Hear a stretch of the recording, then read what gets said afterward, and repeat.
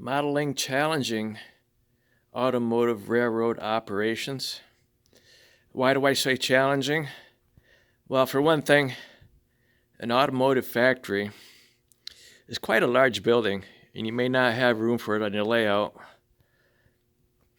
And all the associated buildings along with it take up a lot of room.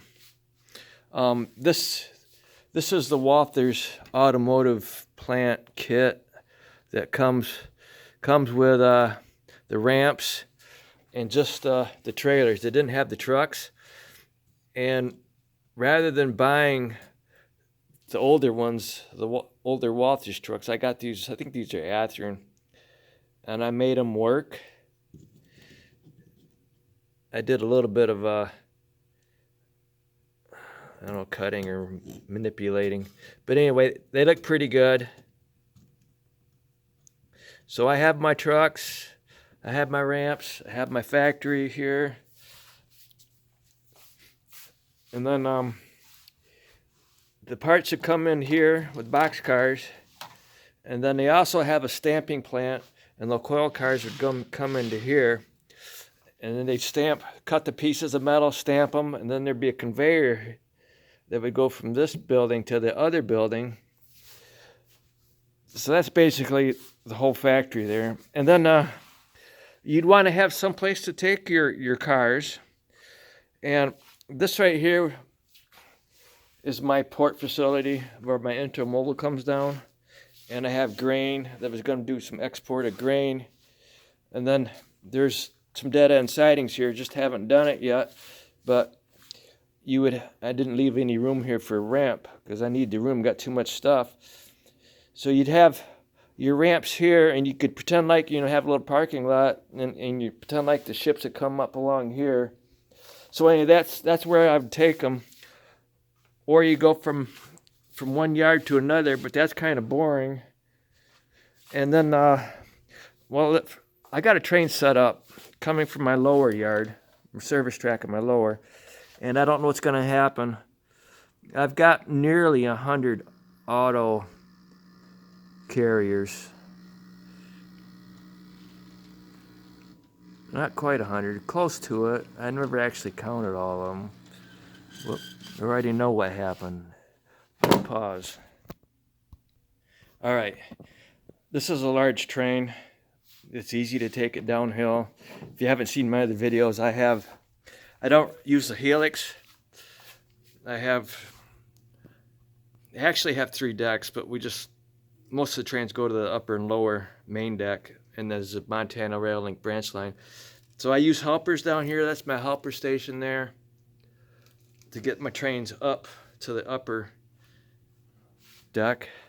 So this train went downhill, and I'm pulling it back the other direction. This went downhill up this, well, whatever. Anyway, I'm trying to pull it up.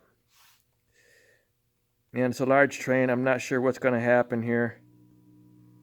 I'm sure it's going to string line.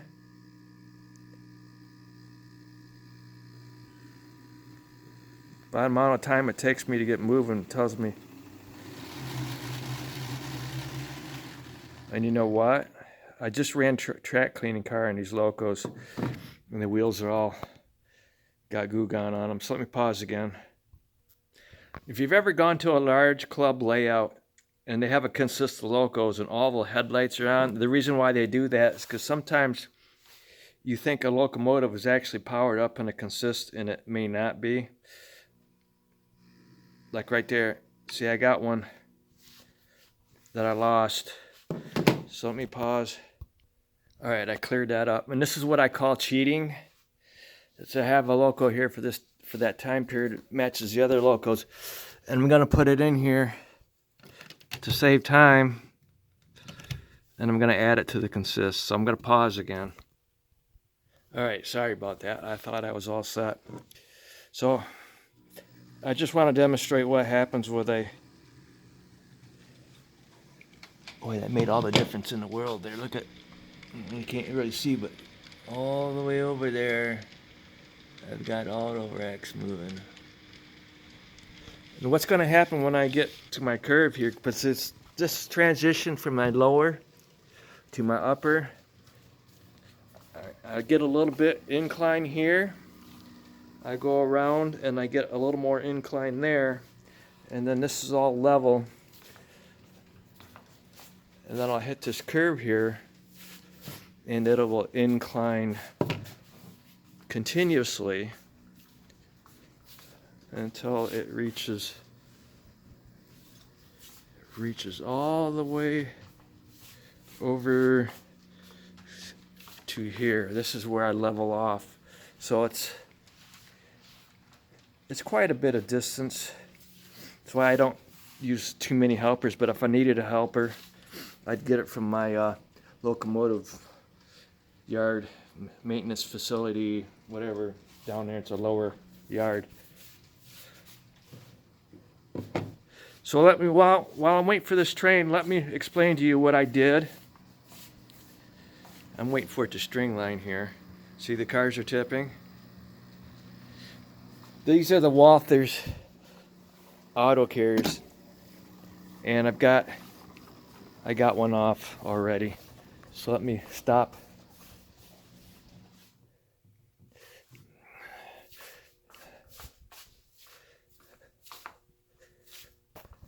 Pause. Got it moving again. This is what happened. Majority of all my freight cars are used. This is what I paid for this one. Well, Hobby Recycling, Grand Rapids, Michigan, years ago. And this has got special trucks on it with the springs in it. It never really works good up front. So a lot of times you spend more money for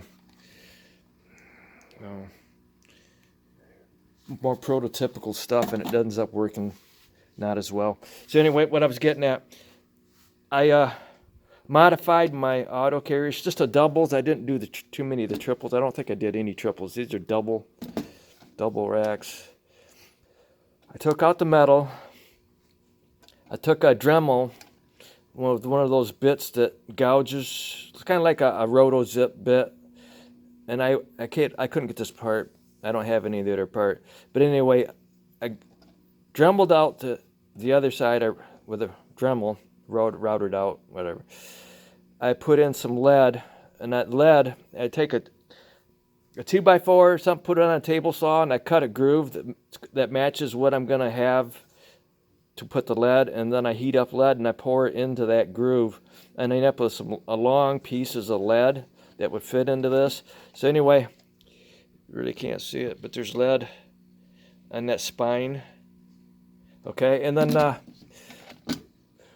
the weight of freight cars, there should be every freight car a ½ ounce plus a ½ ounce per inch. This is basically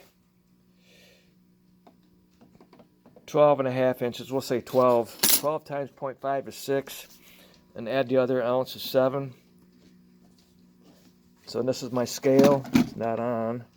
Okay, it's on. Let it 0. I got this at Walmart, the scale. 7.35 ounces. So it's pretty good. And I got, this is a reverse loop. And I'm coming in, my train unhooked. So the problem with these, why I say it's challenging, is because these cars are very heavy. And to do a prototypical train, you want to run 50 cars or so or more. So in order to do that, you want to keep your weight down low. You want to keep the center of gravity low. So I took out the weight that was provided, and by putting lead in the spine, it lowered the center of gravity. And I'm able to run more cars than I normally would be able to if I didn't do that modification. So what happened here? Well, it just simply came unhooked. That's the other issue. Katie number 5 couplers, sometimes one car may not line up with the other. So that's basically it. It's challenging to do this prototypically, and especially when you're going from one level to another and you got 2% grade and you have curves. Okay, thank you.